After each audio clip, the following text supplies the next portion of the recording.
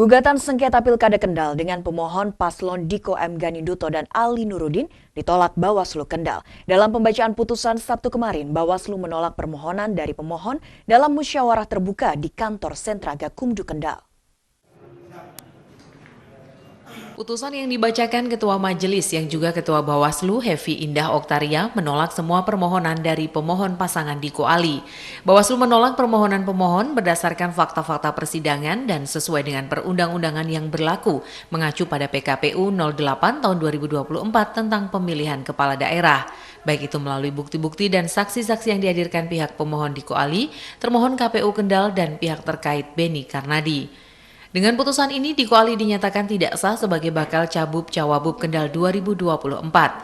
Hefi menambahkan apabila pemohon keberatan dengan putusan, masih mempunyai upaya hukum untuk mengajukan gugatan di PT UN 3 hari sejak putusan dibacakan. Bawaslu menolak permohonan pemohon berdasarkan fakta-fakta persidangan yang sudah tersaji dalam persidangan dan sesuai dengan peraturan perundang-undangan yang berlaku.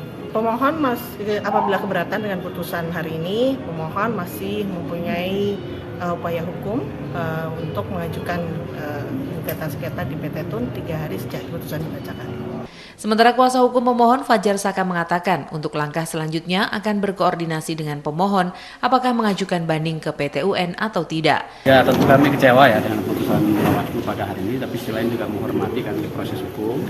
Dan proses hukum juga memberi ruang kepada pemohon untuk menyikapi lebih lanjut. Sampaikan majelis tadi bahwa pemohon punya hak untuk mengajukan banding ke Pengadilan Tinggi Tata Usaha Negara. Ini akan kami sampaikan lebih dahulu kepada Mas Diko dan Pak Ali Nurudin apa yang menjadi hak-haknya berikutnya, dan nanti akan kami informasikan kepada Ibu dan Bapak sekalian apakah banding atau tidak. Tapi kita punya hak untuk menyatakan banding karena kita tidak puas dan keberatan dengan pertimbangan majelis. Sedangkan KPU Kendal menyebut juga akan menyiapkan tim hukum jika nanti berlanjut ke tingkat banding di PT UN. Gugatan sengketa pilkada ini terjadi karena berkas pendaftaran paslon Diko Ali ditolak KPU Kendal. Dari Kendal, Edi Prahitno, Tim iNews melaporkan.